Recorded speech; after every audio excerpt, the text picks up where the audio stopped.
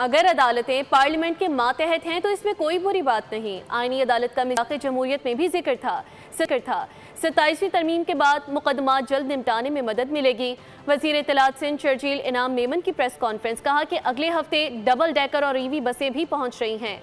Orange line BRT में भी pink बसें शुरू कर दी गई हैं। वज़ीर आज़म और खैबर पख्तूनख्वा और पंजाब के वज़राए आला से दरख्वास्त है कि पिंक बसें चलाएं। तरमीम में विन विन सिचुएशन है पूरे पाकिस्तान की, क्योंकि हर सूबे को पहली मर्तबा आईनी अदालतों में यकसानियत मिली है। और मैं समझता हूँ कि जिसका चार्टर ऑफ डेमोक्रेसी में जिक्र था, जो कि शहीद मोहतरमा बेनज़ीर भुट्टो साहिबा और मियाँ नवाज शरीफ साहब के दरमियान चार्टर ऑफ डेमोक्रेसी लंदन में साइन हुई थी, उसकी तकमील हुई है।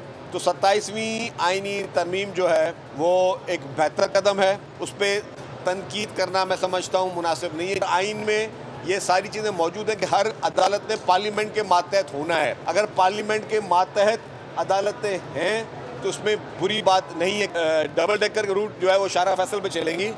हम शुरू में पायलट प्रोजेक्ट्स में चंद बसें लेके आ रहे हैं और हम इसके जब देखेंगे कि ये वायबिलिटी है तो फिर मजीद ट्रांच जो डबल डेकर बसेस की जो है वो यहाँ पे लाई जाएगी।